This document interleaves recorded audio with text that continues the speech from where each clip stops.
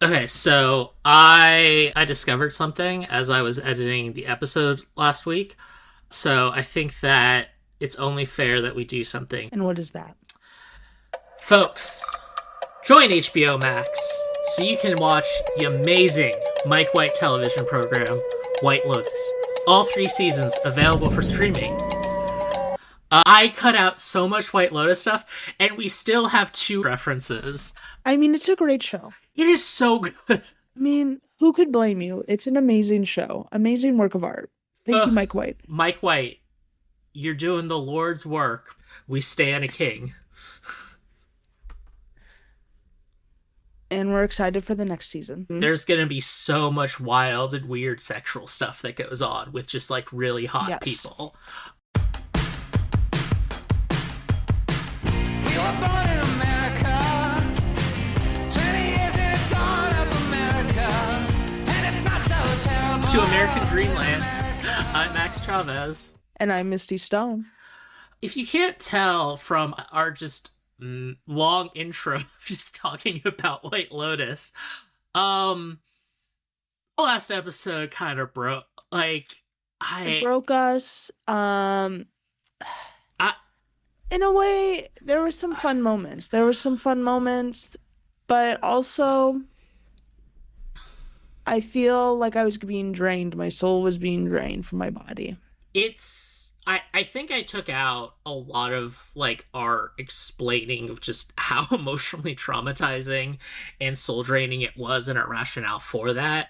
But I think it taught us a lesson. Mm-hmm. A few lessons. One, we either need to really hyper focus if we ever Candace Owens again. Yeah, we'll have to like drill down, hyper focus. It'll have to be like a whole. It'd be a documentary, really. The Candace Owens, the documentary. Yeah. And self-care is good, especially since this is just like our weird hobby. Um we don't need to punish ourselves when we already have the message, which is Right. Candace Owens hates Jewish people and is Mm-hmm. really sad her probably only friend died. Yes. Yes. And does not like the French. Yeah, in in a weird way too. Yeah, in a weird way. She doesn't like the French in a strange way. She has the same weird conspiratorial fascination about the French Foreign Legion as Lyndon LaRouche does about the British royal family. Mm-hmm. Mm-hmm. And we'll keep it at that because now this episode is our palate cleanser. It is a palate cleanser, and it is a really good day for us to be recording about a palate cleanser because despite, you know, obviously we're aware of the Epstein file stuff, given how Yes. many times it's offhandedly mentioned in the last couple of episodes, the things being revealed. Prince Andrew not only getting arrested for his committing some kind of crime, evidence is indicating the investigation is financial, but it's an open investigation.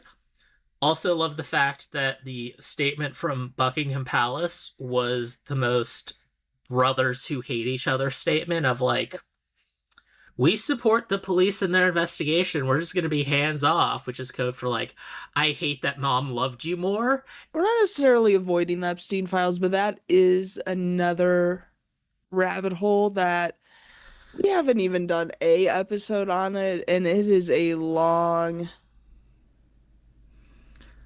rabbit hole. It's, No, I don't think we could just jump in. I think we would no. have to start from the beginning, and it would take us multiple episodes. Well, if you're getting into our level of like listening, you know the fundamentals of the Epstein stuff. Yeah. You don't need us to analyze the new names from the Black Book or whatever. Yeah, but this episode today, we're gonna go back in time. Mm-hmm. Back in time, really, to mine and Max's childhood. Well, Uh, mine mostly. yeah, I was in college. The build-up, though, we were building up to this for years. everyone currently says we're living in the end times. Obviously, a big thing was Y2K, which was, you know, the the end times are coming through computers. We're going even more old school into we have an exact date for the end of the world, Yes. and everything's going to change. Yeah, everything. And this was December 12th, 2012.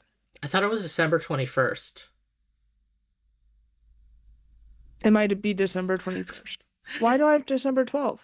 Because you switched the numbers. I did switch the numbers. You know what? I switched the numbers. I could also be wrong. I just always assumed it was the 21st because that's the solstice or whatever.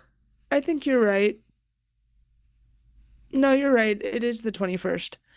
I'm wrong, and it's because I did switch the numbers. Misty switched the numbers. It wasn't the 12th because I was on winter break. Yeah. Because I was a senior in high school. I was in graduate school. It was the last day of our first semester, so we just got shit-faced. Well, I still had my youth.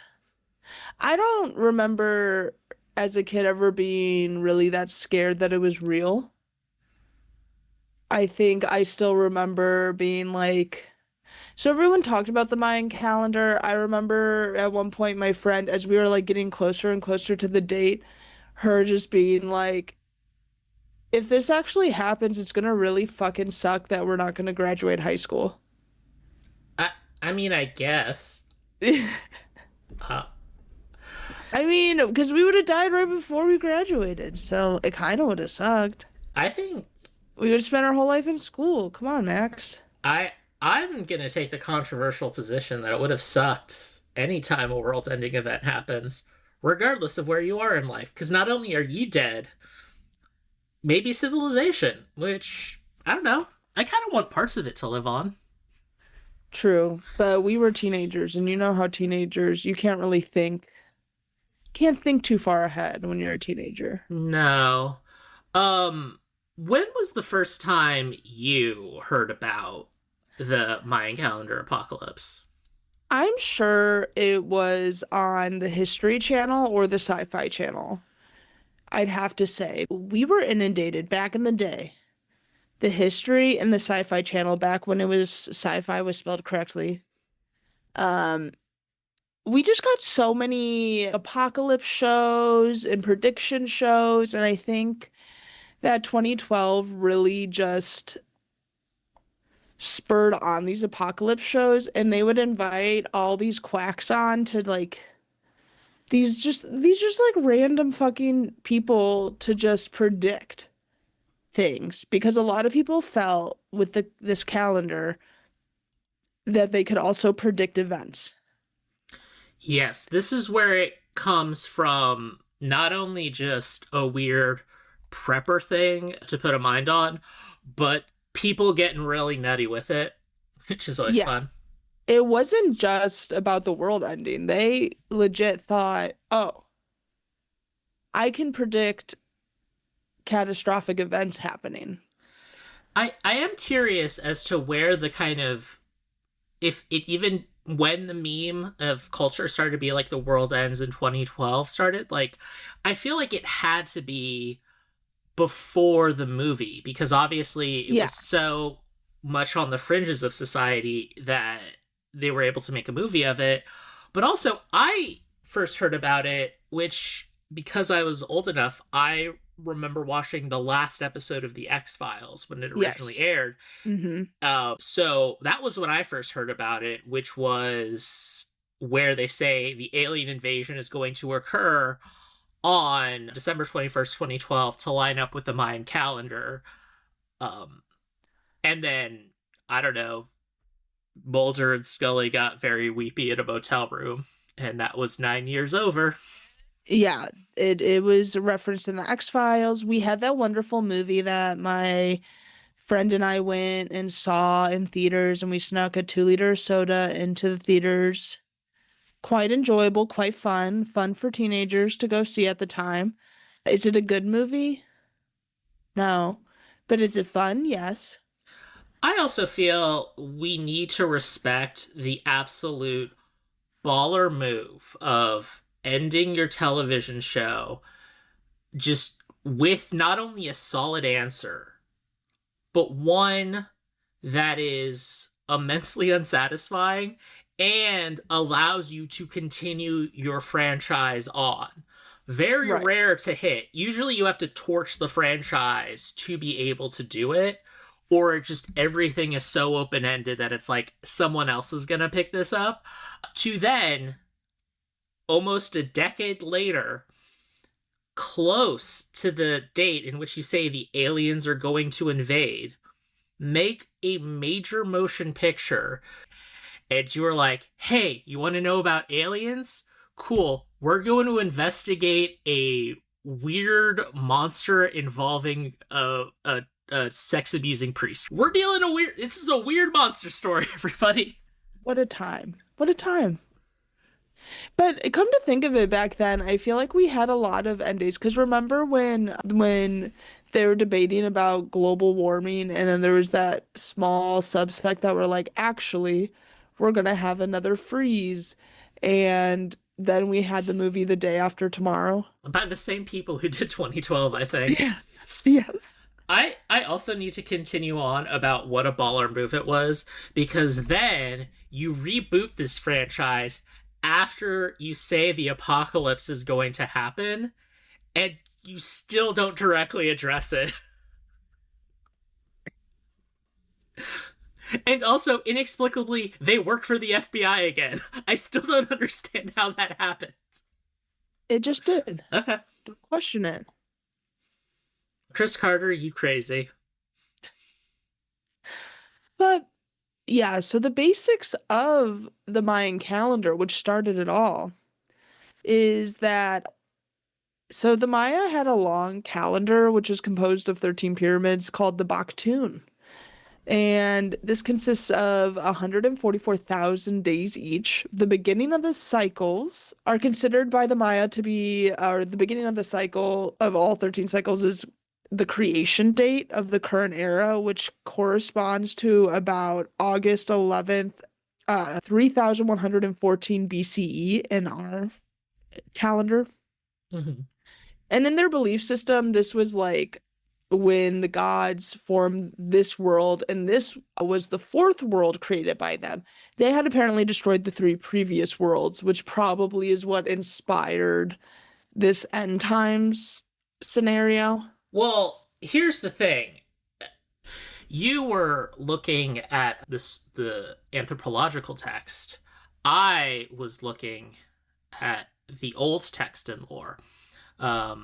A little thing called Shadowrun, which posits that on the end of the Mayan calendar, December 21st, 2012, a change happens. Not destruction, but magic is reborn into our universe. So you have a cyberpunk universe with elves and dwarves and dragons and stuff. Hell yeah. Why didn't that happen? That would have been sick. Yeah, and I think it's indicating that there has been a continuous world and then just a change happens. Like either magic is present or magic is not, things like that. And I think that was, I don't think, cyber sniper rifles and augmented mages were part of the Mayan belief system, but I think it was less about end of the world and more just they were using their measurement of time, which was the galactic cycle, to measure like epochs in their society. Like, and because they couldn't understand or hadn't developed concepts like deep time, something we can't understand despite living in the era when it was first invented, they just put their mythology in it to explain the structure of what happened before. And with a million different kind of translations, it just became unclear. It was just like, we don't say the, end of the Jurassic period was the end of the world. We just say mass extinction event, Earth radically changed. Right. Right. Yeah, I think that makes sense because the third world they created was destroyed during its 13th Baktun. However, we only have one known inscription of the end date, which is December 12th, or I want to keep saying 12 now, 21st, 2012, as evidence, but there's no indication that the Mayans ever thought that this would somehow imply an end to their long form calendar. And there are some inscriptions that exist out there that do describe like a 15th Baktun. Which, yeah, that. Well, I don't think we'll get into it because it's not in any of the text we looked into, but it is wild to me is that the evidence they always point to is not this is what Mayan mythology or religious belief says. And what do you know? These are these things that prove they understood some of the deeper science or nature of reality, i.e., them being able to measure galactic cycles with like their implements. No, instead they're just like, oh, these people had a deep understanding of the universe, as you can tell by their measurements of time, and their calendar ends, therefore must be the end of the world. Yeah, it was silly, but it was fun. It was quite a time in the aughts. You know, you had all this fun History Channel sci-fi shows of people like out in South America just hunting around. You remember also they were obsessed with the crystal skulls back then too, these crystal skulls. They're like, then that was just a hoax from the very beginning, but they were sending people out. They're like, we're gonna find the crystal skulls. Don't tell that to Dan Aykroyd and or the writers of Stargate SG-1. But it was a fun time. I think we were having fun in the aughts in the early 2010s. We were having fun because we existed in this weird time where, as Gramsci likes to say, this is the time of monsters. And you had like proto-wokeness of we treat Native Americans poorly. They have this secret knowledge. Let's be super paternalistic and racist about how we kind of describe and understand their beliefs, but really make sure that they have prominence. And I think a good example of that is the guy who was, I think, Jewish, who pretended to be Native and then served as a Hollywood consultant, probably best known for being the cultural coordinator for the character of Chakotay on Star Trek Voyager, whom we later find out, because the guy was a fake, doesn't actually represent any real indigenous beliefs. It's just what the writers thought was accurate. And in 2012, we had Mitt Romney. Yes, I do. And his binder full of women. But I was on campus the night Obama won re-election. And because obviously it was election night, we weren't really doing work. We were just watching the news results on. And this like 40-year-old guy walks up and he's just like, oh, who won? And we're like, oh, Obama. He was just like, sit, country's over. And he just walks away. Damn. Hey. Well, he called it. Yeah. Well, back in the day when we thought Mitt Romney and his binder full of women were our biggest worries. Yeah. And Obama's drone strikes. Yeah, like we complained about those back then. We didn't. I'm joking. We didn't complain about the drone strike king. No, we stan unironically that comic that's like, I hear this time a woman's flying them. That's very much what 2012 was like. The LGBTQ CIA. Oh, remember the most progressive statement on gay rights by a member of the federal administration in 2012 was Joe Biden going like, Will and Grace made me realize they're people, so they should get married. Thanks, Joe Biden. Honestly, I don't want to say because we know everything that happened, but if more old people were just like insensitively supportive like he was at his height, we'd be in a lot better place. Very true. Very true. But in celebration of us reliving the past of 2012, I found us some good Art Bell. 3 episodes where he was interviewing some people on the Mayan calendar, and these date back all the way to 1996. So we were deep in it. I have to say, listening to these 3 episodes, which are spaced out over a period, but not exponentially long period of time. I think our first episode is in 1996.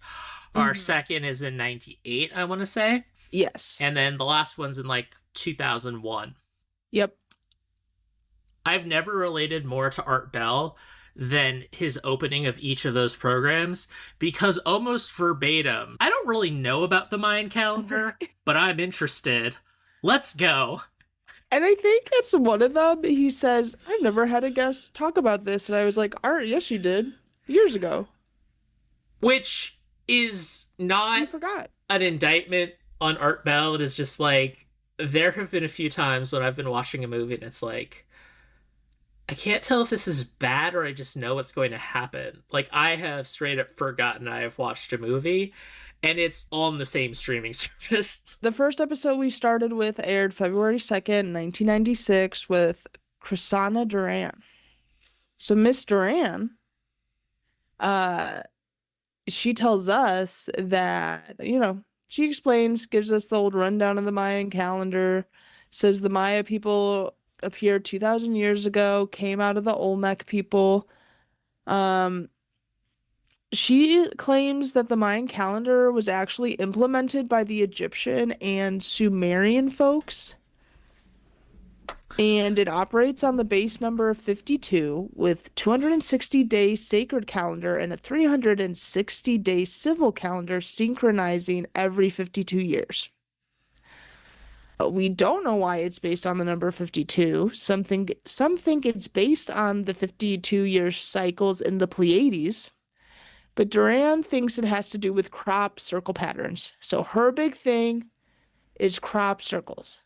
God forbid we say that, a civilization has the ability to not invent the wheel, as many pre-Columbian South American civilizations, famously did not develop, but also have other things like their use of livestock was much better because Europeans were just like, whoever is taking care of it, you're my property, I have to hold it. Whereas the Mayans were, no, we keep them on farms. We're away from where we sleep because they're dirty. Yeah. And be able to look at, the stars. Like, maybe they just developed on a different tech tree based on their circumstances and their needs. Maybe. Or maybe it was the Sumerians and the Pleiades. Yeah, obviously, I mean. So Duran goes on to explain that in 1993, there were 2 major crop circles in the U.S., one in Washington and one in New York. Duran noticed that these 2 crop circles formed a perfect triangle with the sun and moon pyramids in Mexico City, and that the crop circles were made 52 days apart. Duran then connects this 52-day cycle to the lunar eclipses, earthquake patterns along specific longitudinal lines, and the Shoemaker-Levy comet collision with Jupiter. So this all connects. I love how we as Americans cannot escape Miller's Folly.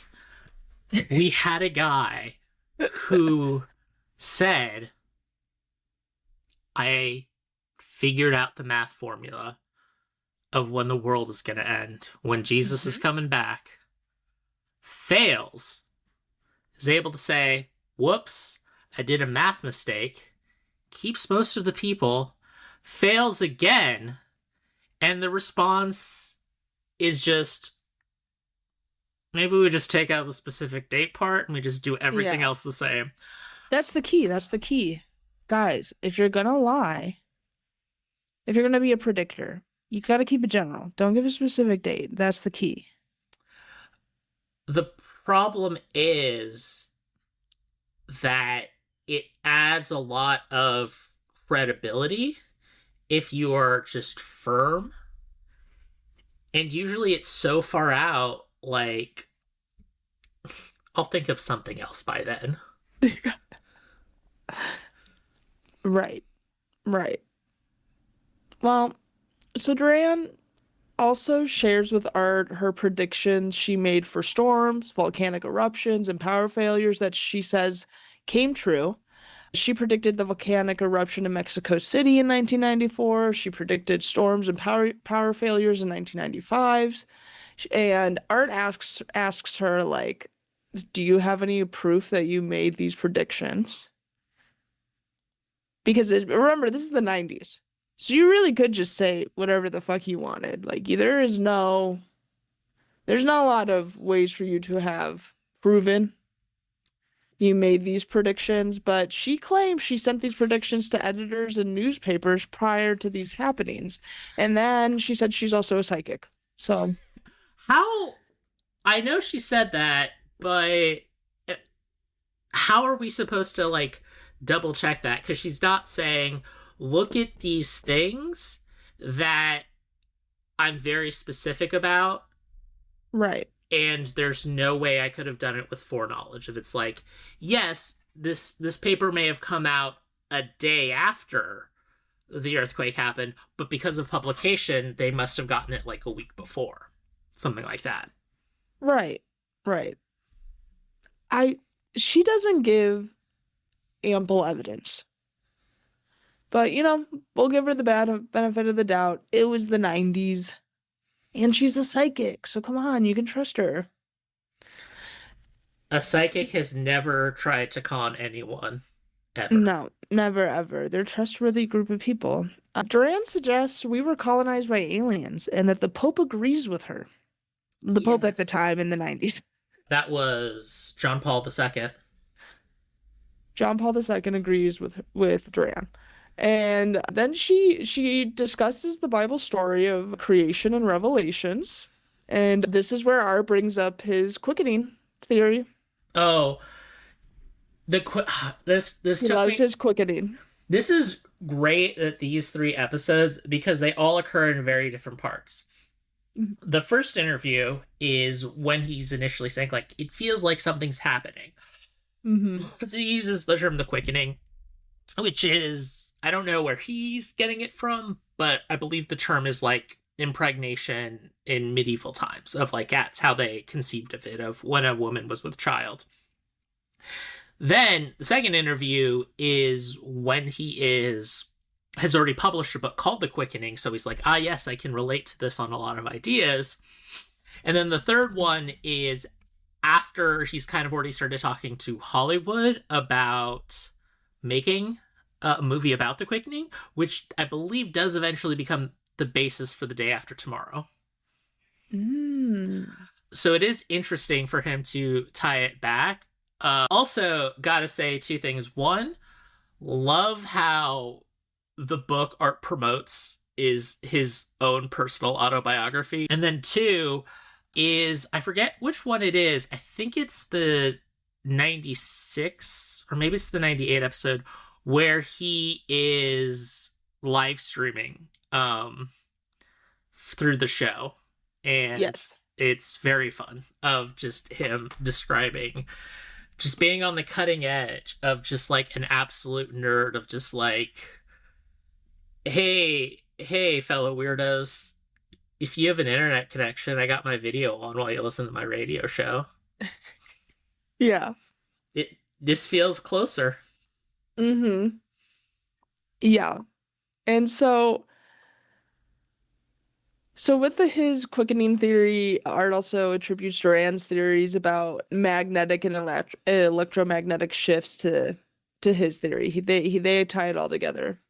That was another thing that was super big, is that everyone was worried about the poles shifting. Yes. And People were scared. people were scared, and also were immediately going like, it's going to create an unlivable environment, which, not to say we wouldn't deal with a lot of problems if there was a sudden shift in the magnetic poles, but I think that has to do with just how that affects like GPS and communication networks more so than the weather radically changing. Yeah. And from my knowledge, the pole like that they have shifted before from what we know. I think it's one of those things that's like the continents where they're always slightly moving a little bit. Mhm. And I guess maybe that's their logic, is obviously happening at its rate, it doesn't really matter that the continents are moving farther apart or going to become like the opposite of Pangea in a billion years. Just the same as like, if the poles are radically different in a billion years, if it happens gradually, nothing matters. But if all the continents just smash together at once, that would be catastrophic. So I guess they're Right. applying the same logic.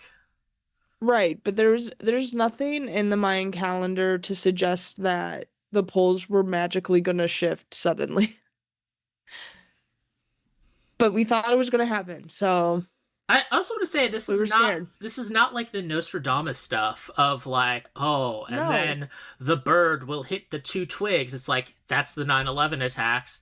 It's just like, something's gonna change. yeah, it was always very vague, and they kind of try to like make it scientific through their understanding of the Mayan calendar, because just how the Mayan calendar set up is different from the Gregorian calendar we use. But it's once you understand, it looks complicated at first, but once you understand it, it's not that complicated. But some of them will talk about how they have these like mathematical equations to like figure out dates and find the dates of these like catastrophic events that are going to happen leading up to 2012. Yeah, And that's how they're able to predict things. it is.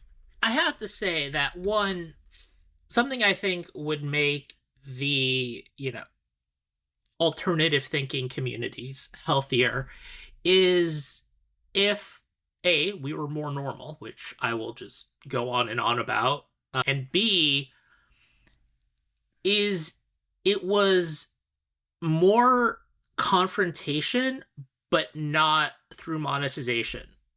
It wasn't people, I have to fight with you because we're fighting over the same grifting space, or I want to do something because I disagree. It was, and this would happen a lot on old Art Bell, where it was just the callers were genuine believers and they just call people out. I think my favorite was that guy who's calling out, who's not disagreeing with any of the premises that, this is in the second episode, I think.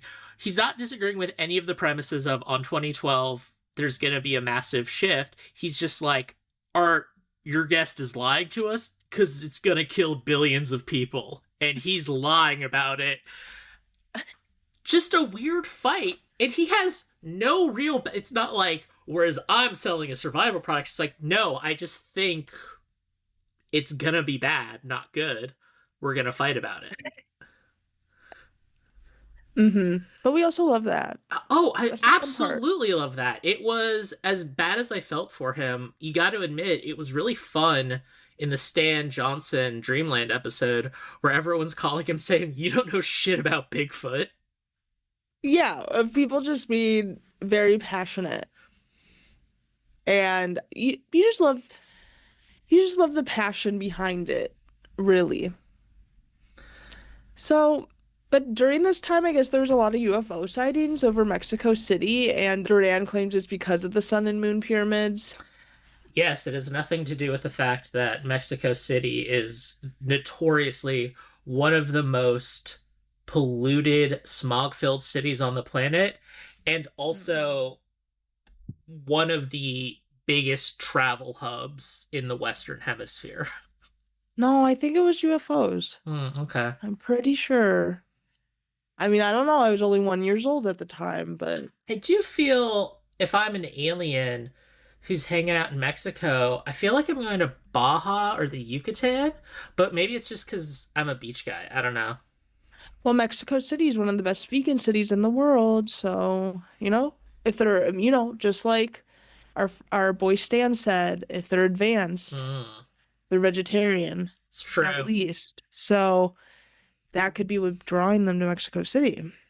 Did it start? Is that a recent designation? I just don't imagine, you know, a random metropolis in Mexico being really good on veganism in the 90s.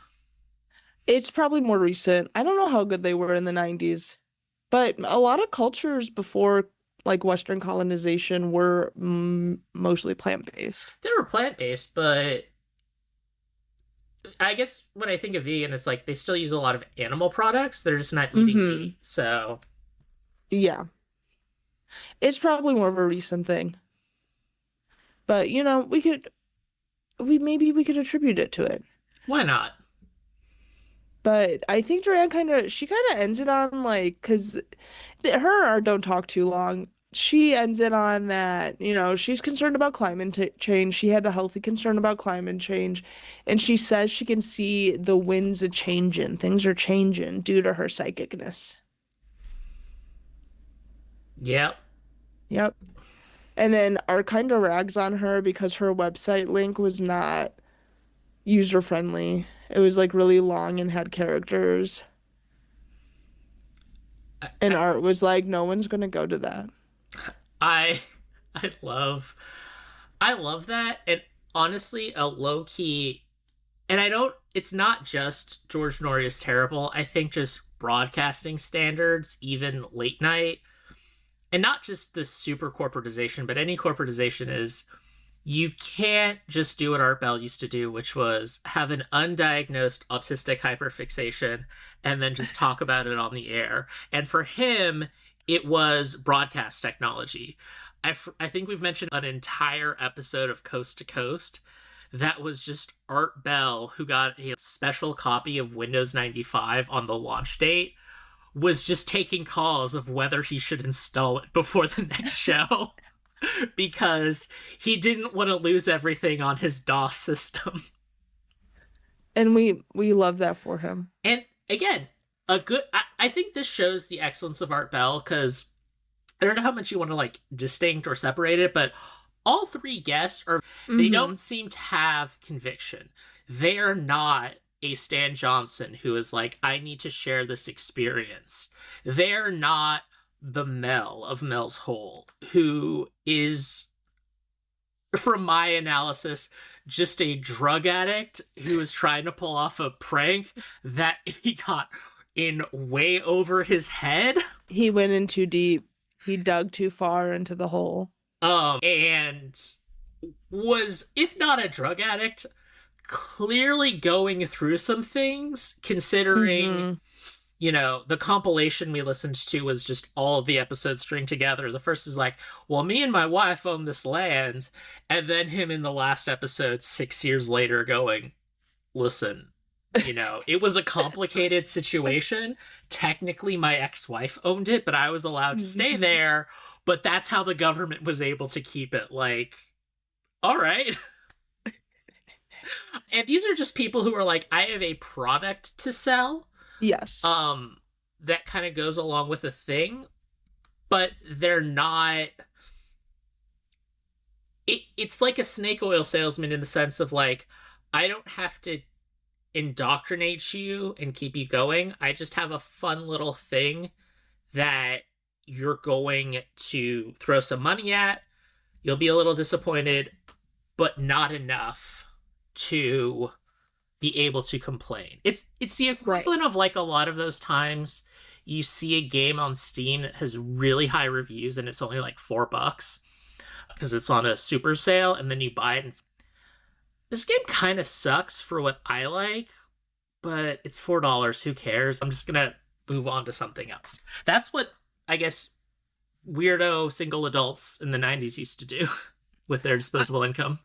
I will say the second half of this episode was very cute, where Art brings his mom on, Ma Bell. Yeah, that was so adorable. I love that. Yeah, and she takes questions from callers about art, which was a beautiful thing. He's just so pure. He is so pure. We did learn though that him and his other he has two sisters, Hmm. and him and his other sister Creed. He said in his book that they created an electric chair for their one sister and never told their mom until he wrote the book, apparently. I I don't know how to interpret that, and I don't either. I was like, what do you mean you I think we're both baffled by it because we're only children. I Yes. feel even if it is a little extreme, it's more of like the root of like I one time stopped the kids fighting, or I thought they were fighting, but they were being silly. I just heard screaming and punches, and it's like, stop.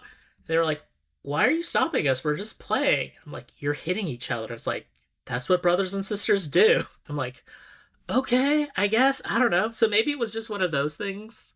Mm-hmm. Maybe it was. I guess we'll never know. Maybe it's described in more detail in his book. I don't know. But it was very, very cute. One caller said she sounds like a beautiful woman, and I was like, "Oh, jump scare." But we'll head on to our next guest. This aired on September 6, 1998, and it was on Dreamland, and it was John Major Jenkins. And Max, I might have you take this one because I could not get Rumble to work. Okay, let's just get into it. This episode was boring as hell. I Okay. had and I felt this way. Honestly, the only reason I have a lot of fond feelings for that first episode was because it had Ma Bell. Yes. It did have the great moment of Art going like, people have been asking me about it and I kind of want to learn more. So for the first time, I'm interviewing someone about, and I don't think it was one of those, we've never talked about this on Dreamland before type things. It was a legitimate, he forgot. He Yeah. forgot he did the interview. And It was 2 years ago. yeah, He did a lot of broadcasting since then. yeah, and it was always the Mayan calendar thing until the aughts, so kind of after, was never the thing that people were focusing on. Like I just also randomly Mhm. remember like in like 2011, Colt Bear had a guy on that was like wrote a book where he was like legitimately like consciousness is gonna shift, and it was like Yeah. it was The on shifting consciousness. it was on some kind of like bestseller list. Like it was a semi-mainstream book. It wasn't like one of those let's get this weird guy on. It was just like, hey, we're a publisher, we have this guy, you want him on type thing. Consciousness shifting was also really big at this time. I remember being in the deep corners of the internet as a kid and a teenager and finding forums of people saying they could shift into dimensions through their mirror, but just like slightly. Yeah. Yeah. So like you would concentrate and then something would be slightly different, and that's how you could tell you entered a new dimension. Like your shoe would be like if you get a black shoe now it's red or something. You're like, okay, now I'm in a new. And you could slowly move through dimensions. The guy who's the front man for the band Eels, we will never escape what his father has done to us, because his father was the guy who originally developed the multiverse theory with an actual basis in physics. And now we're constantly annoyed by that. Yeah, so this one was it was fine. Like we already kind of talked about it because it was just another version. This one I do remember very well because, and maybe this is the nature of Dreamland, because the Stan Johnson episode with Bigfoot was also a Dreamland, not technically a coast to coast.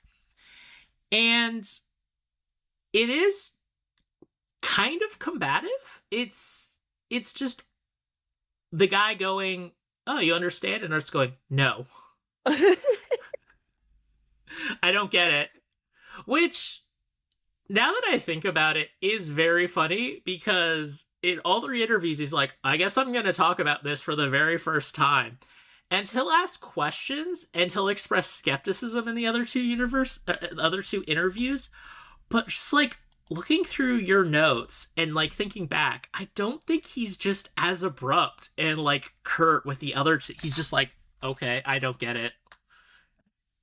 And I think at one point he even goes like, no, the quickening's a little different than what you're talking about.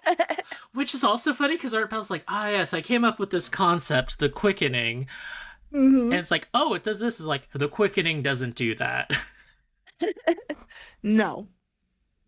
Not my quickening. Anyway. I think this was also the one where the guy called in and was like, Art, you gotta hold this guy's feet to the fire because he's lying about he's lying about how easy and smooth the transition's gonna be, which was fun.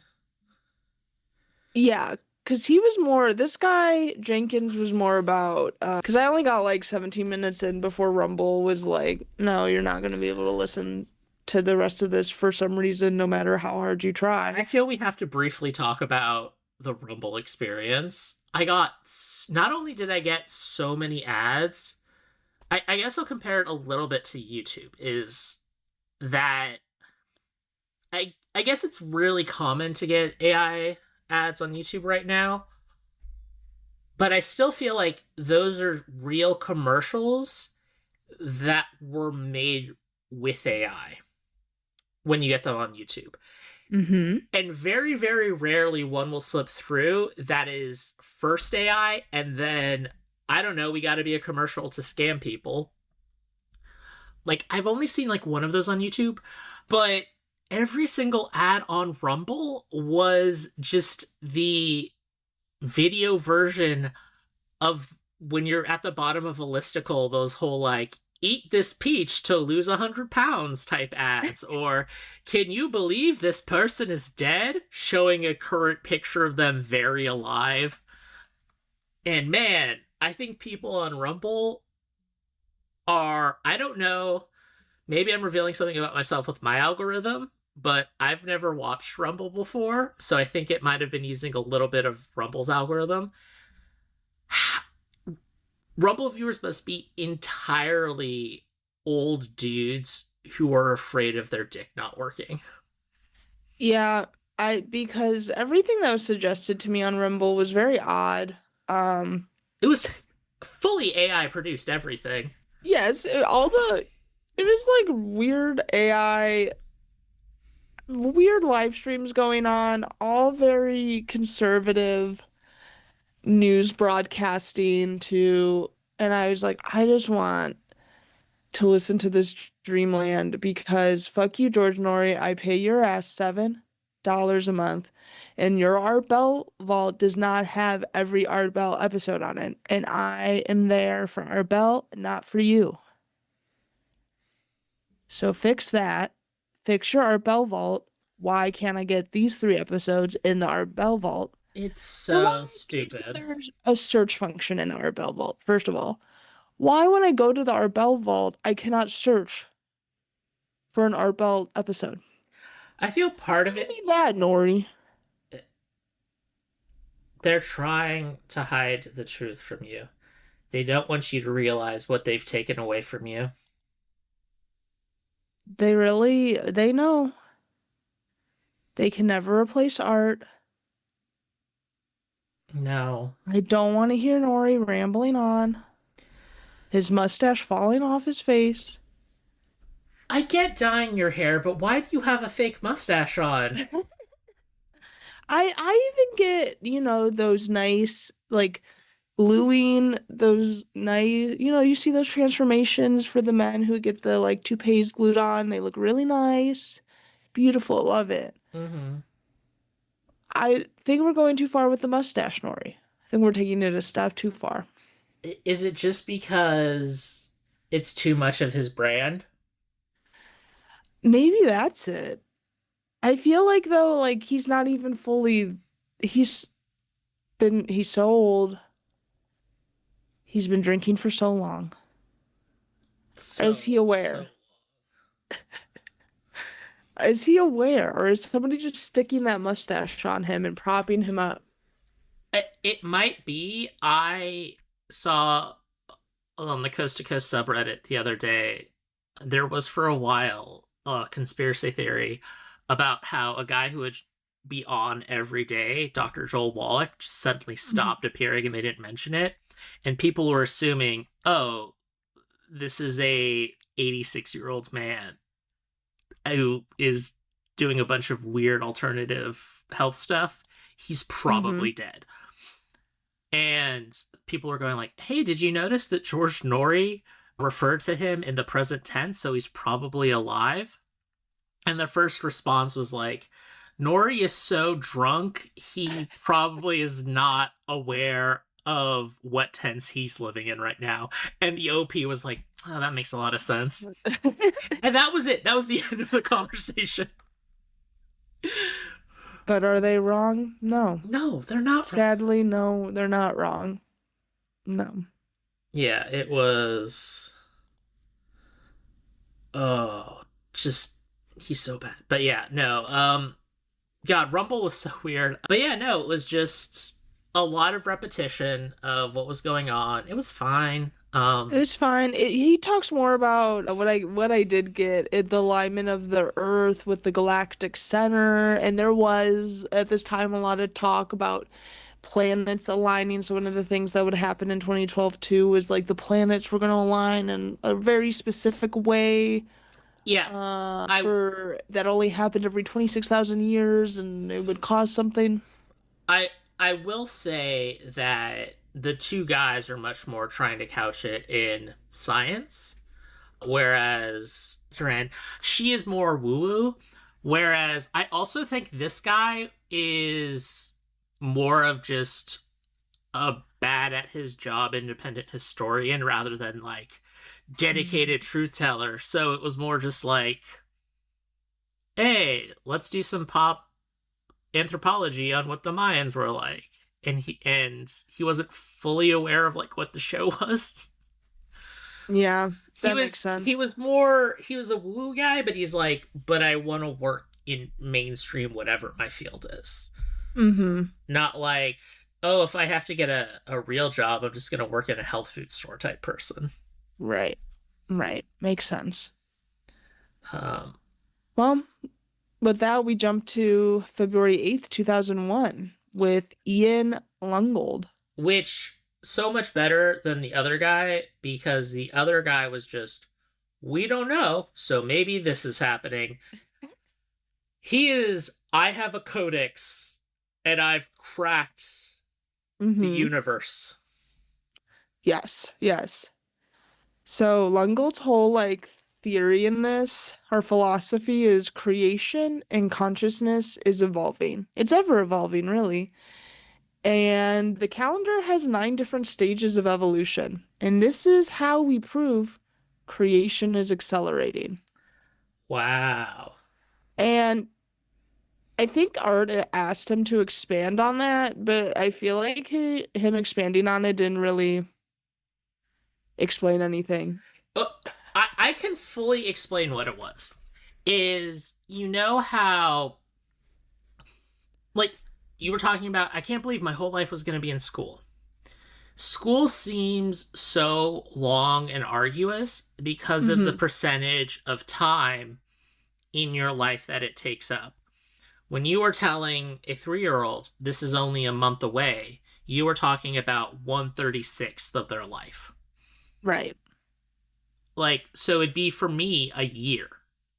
Like, man, a year's a long time.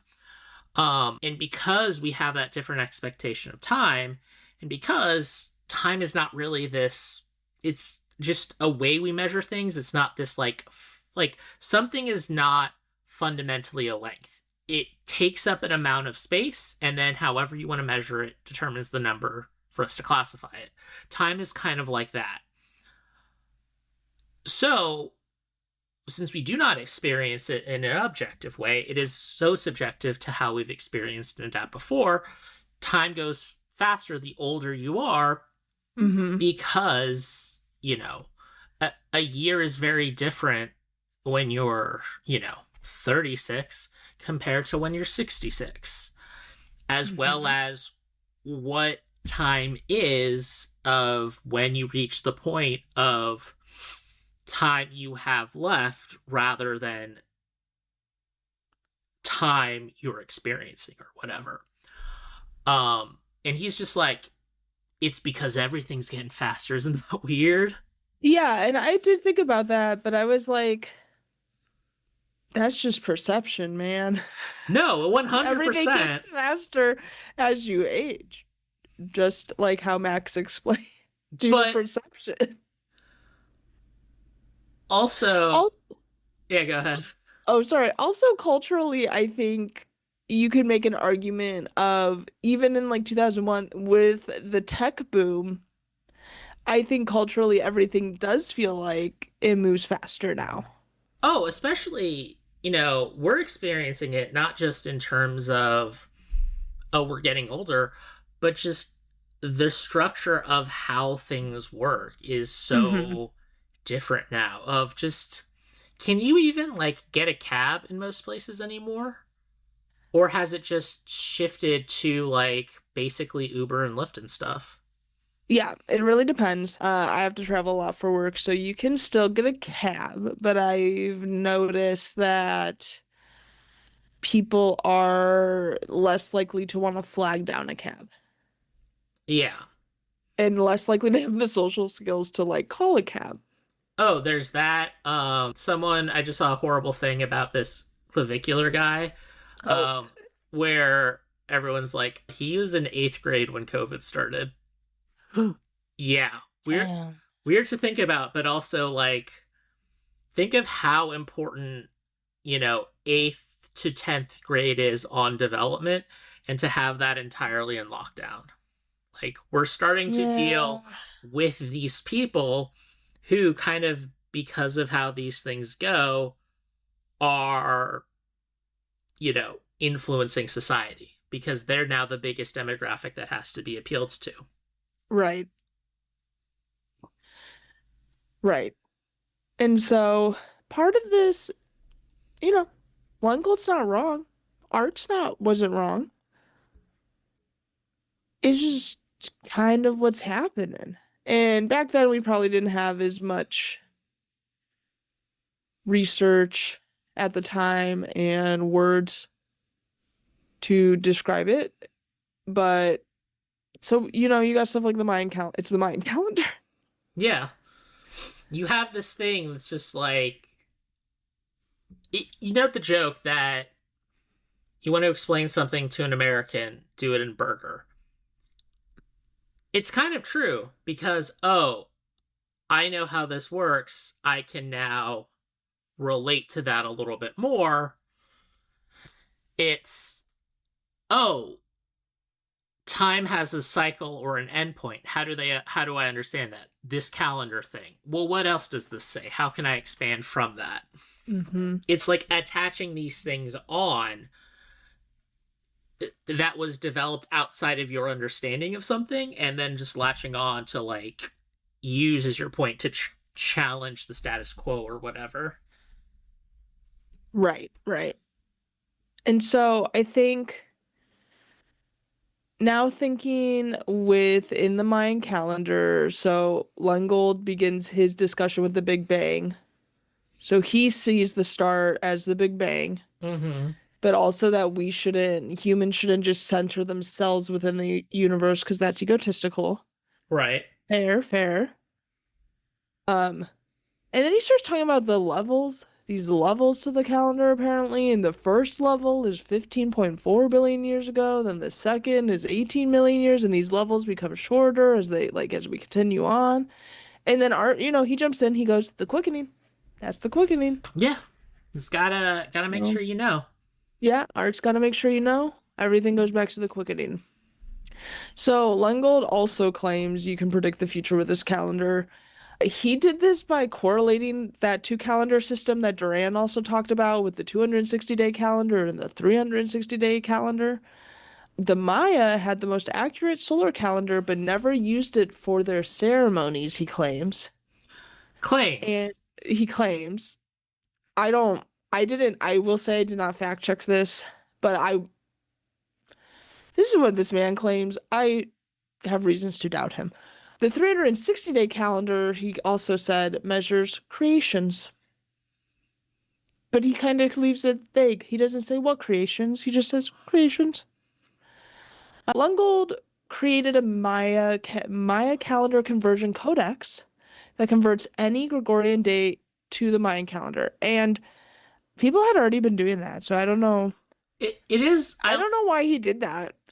I do love how he's just, this is this massive, elaborate, shocking thing when it's just like, people have been translating calendars forever. And once you understand, like I watched a video on, it wouldn't be good since this is a audio only podcast. It wouldn't be good to explain over audio, but you can go and watch videos and explanations. Guys, it is not hard. Once you understand how the calendar works in the format, it's just some math. It's not, you don't need a codex. No, it's really not. It's nothing crazy. It's figuring out a shared point where you can say, based on the Gregorian calendar, we can agree that this date in whatever calendar is this, and then just extrapolate from there. Right. So I don't know what okay, so he has his codex. He says the calendar, he goes on about how it measures all the natural cycles of creation, and that we need to get back to that, measuring those natural cycles. He says we need to align with these natural rhythms, and this will help expand human awareness and consciousness, and that this is all meant to be a tuning device for our consciousness, for our awareness. Of course, because we're going to, I don't know, expand, change. It's so vague, and it is just... It's so vague. It's more just like, going back to the Scott Adams episode, it's like, here's a weird thought I had. Yeah, here's a weird thought. I spent my time making this codex, which was probably just some conversion website I made back in 2001, which I guess was probably cool for the time. I'm sure maybe somebody hadn't at that point made an easy conversion, calculator. I think what it is that this was a time when you knew what you needed to figure things out, but it wasn't as easy to get to per se. So you were just like, I guess I'll just listen to whatever resources I can get about this. Whereas now you can just be like, oh, just look this up on a website. Right. And art throws the hard question. So is the world going to end in 2012 on December 21st? And he says, Lungo says no, but he says it might be the end of our physical existence. Yeah. Not our consciousness, no, though. Our consciousness will live on. That's right. But the physical body, gone. We're still here, so to our knowledge, unless, maybe we are in the prison planet. It is truly wild how I was living in San Francisco in 2011, 2012, kind of the height of Occupy, all of that. And it was very fascinating in retrospect, to think about like what a centerpiece for just weird prepper stuff was like, or end of the world stuff. Because you obviously had Occupy, which was like an uprising of the inequalities and harms of capitalism. So trying to instigate that change. And then you had the more woo-woo stuff of a lot of people were thinking about the Mayan Apocalypse type things. But also, if you remember those people who were saying the world was going to end like May 21st, 2011, did you get that out in Ohio? Yeah. Yeah, but it was never that impactful for me because my parents would always tell me that was just bullshit woo-woo stuff. So I think I just always continued on about my day. Yeah. So that his radio stations and his operation was based in Oakland. So we were obviously getting a lot of the first wave of it. Like, most of those things you saw on the news about like billboards or bus ads about it were mostly in San Francisco, because obviously it was easier for them to get advertising there. And it is just so interesting to look at what they were pointing to about what was going to be the end of the world and what we needed to be worried about. And so much of those people who are still kind of had a foot in that world and stuff like that, and we're saying, oh, these bad things are going to happen, just completely missing the actual ways enshittification and horrors have occurred in our society. Just like, you know, I just remember so much of like, video games are going to brainwash you and turn you violent. It's like, you're dumb, grandma. Like, video games are awesome and fun. And yeah, that was wrong, but, you know, if you just examine it a little, like, take a step back and go like, well, why do I think this is going to cause violence? Because it's starting to desensitize people, and it's keeping children from playing outside, which means they're forming connections and communities and stuff. And, you know, now we have basically the things that are creating mass shooters now, which is like Discord chats and like forums of just showing horrible simulations of horrible things till it's like, I guess I'm gonna try this. You don't have those people complaining about it of like, I was off a little bit, but see, my principles were right, because they're brainwashed on the boomer version of that on Facebook of just like, Right. I may have marched on the Civil Rights Act or voted for Jesse Jackson, but now I just hate ethnic group because of, you know, I somehow got added to a Facebook page that was part of the ethnic cleansing in Myanmar propaganda, and now I just have really hardline feelings on their non-Buddhist minority population. And it just goes from there. Or I mentioned it a little bit last week, or our last episode, of how many crunchy granola anti-vax people are now just hardcore MAGA. Yeah. I mean, that's a huge pipeline too. Just the crunchy to alt-right pipeline. But even back in this time too, we had a lot of people. There was a lot of bunkers being built and people prepping. Yeah. Like, I'm talking about like people in like middle class people building bunkers. It's one of prepping. It's one of the reasons why like the end of history era is so weird, is because you have this like, you not only have this like sense of like the middle class and upper class is always having this drive of annihilation of, we're the last ones, we're the torchbearers of civilization, regardless of the times. And then you have this generation coming up in fear of, no, actually, we legitimately have the power for self-annihilation right now. And to just go through that and then be told kind of randomly, like, JK, only one country really has nukes now, and they're not going to use them on themselves, so who care?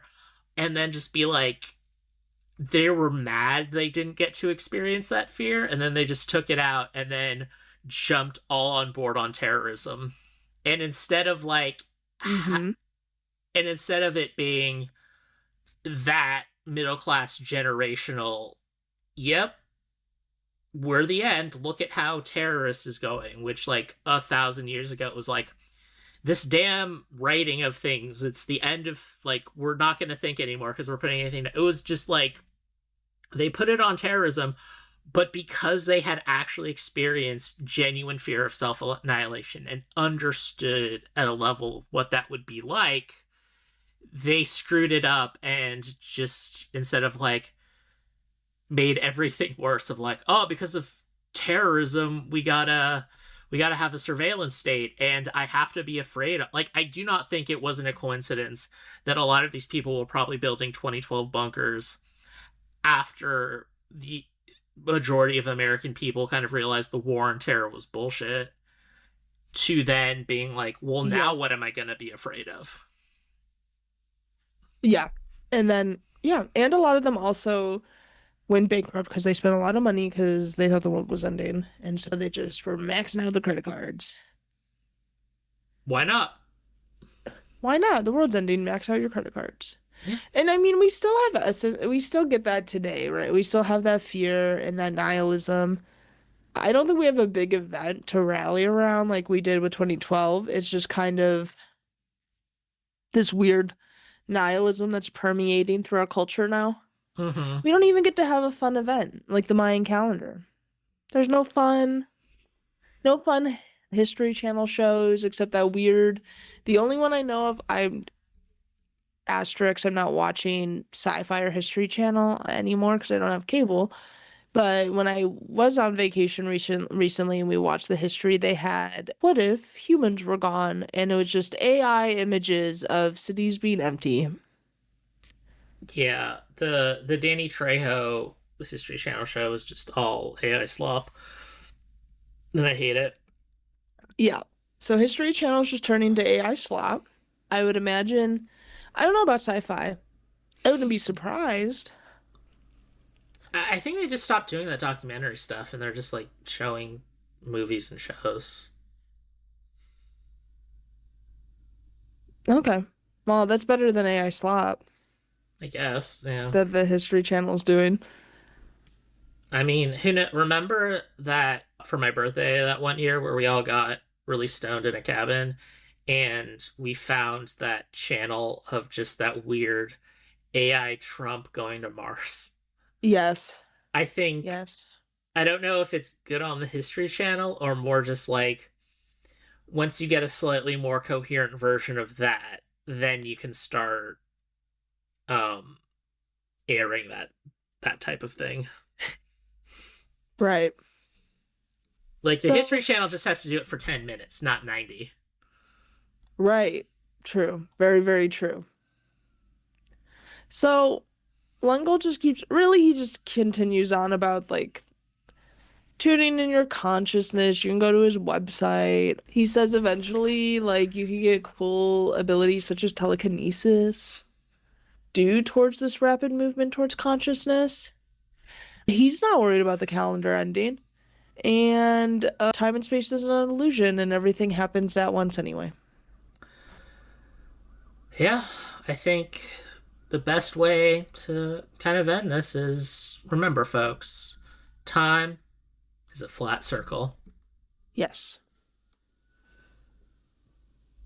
Yeah, it was fun to just see, like, I found it a little affirming that I think I described them as just like lunch pail grifters earlier, and it was refreshing because, again, it was just people doing a job, just getting by. Like, it was comforting that you had people who were just like, they didn't have to turn grifting into their whole personality. They could just be, they are just trying something and just had weird ideas, and Yeah. let's just go through it with it. It wasn't this like I think the pandemic made it worse for sure too now of everything has to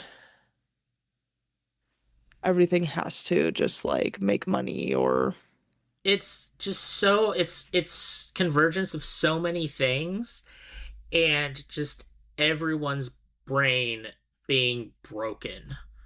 Yeah. By COVID that just created the worst circumstances for COVID, and then just kind of got exacerbated from there. Because it what shifted is Art Bell was, I have a passion for two things: radio and like the unexplained. And he was happy that he was able to his goal was to make a living off of that, if you could. Like, we used to have a mindset of, my passion is great.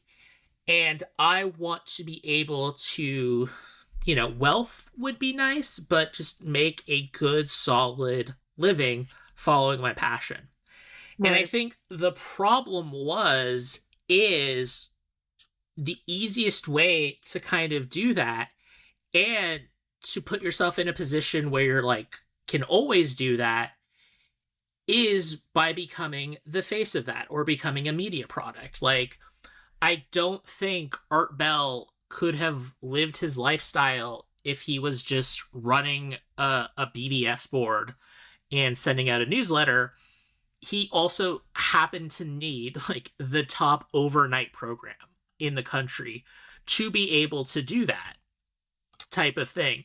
And I think what has started shifting is because you have gatekeeping less, and because so many of the times we see people living out their passions and dreams, it is through some type of media career, that now people are just like, oh, I have to do the thing, and then I'll just go along with whatever. They're confusing the actual making of the media product. Like, that's why it's gone from content creators. Because Mr. Beast is the perfect example of this. Of everyone just wants to is just copying Mr. Beast, and instead of, oh, I'm going to do this thing, it is, I want to be famous.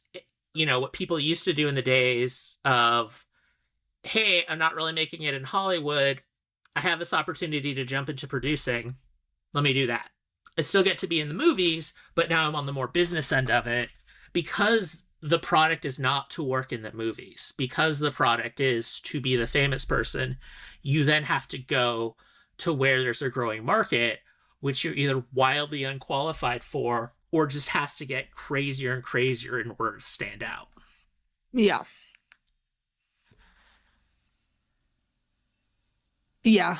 And I don't know what the end game at this point is. I was listening to a podcast talk about it with mommy vlogger, like from the perspective of mommy vloggers too, and just like even from the beginning, where in the aughts you really just had like a mommy blog, and then it jumps to like the family vlogging, right? And now post-pandemic, it's, you have like your 8 passengers and all this like other drama of.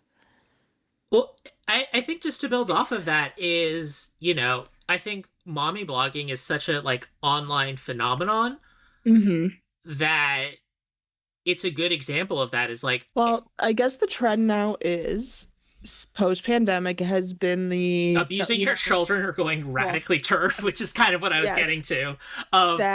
But also it's the affiliated marketing.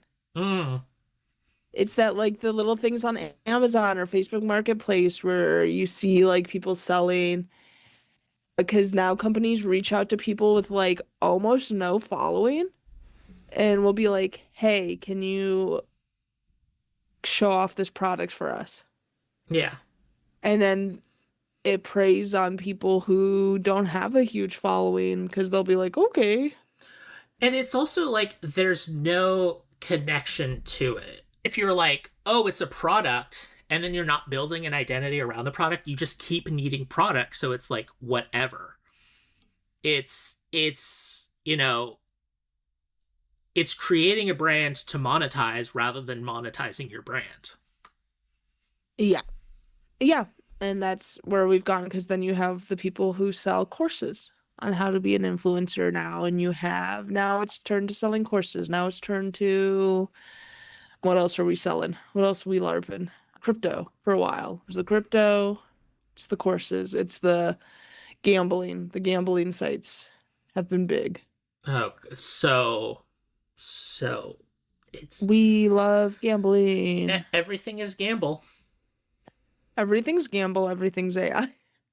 Everything is buy my course. Yeah. Buy my course, go to my affiliate link, gamble AI. Which I think is a great way to say, we mentioned it last week, we're not doing ads, but while we are willing to pour ourselves out for our passion, we'll do it for you, the audience. we'll watch whatever weird, horrible thing you send us if you subscribe to our Patreon. We will be responsive to the people giving us money. Tell us your Bigfoot story. Exactly. And we'll analyze it, we'll believe it, we'll support you, whatever you need. For American Dreamland, I'm Max Chavez. And I'm Misty Stone. It's the apocalypse. End of days. The judgment day, the end of the world, my friend. Christians called it the rapture, but the Mayans knew about it, the Hopis, the I Ching, the Bible, kind of. Beer? Yeah. So look, I gotta eat.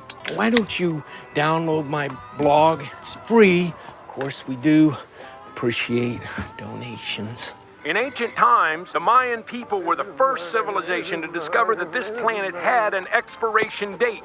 According to their calendar, in the year 2012, a cataclysmic event will unfold caused by an alignment of the planets in our solar system that only happens every 640,000 years. Oh, not again.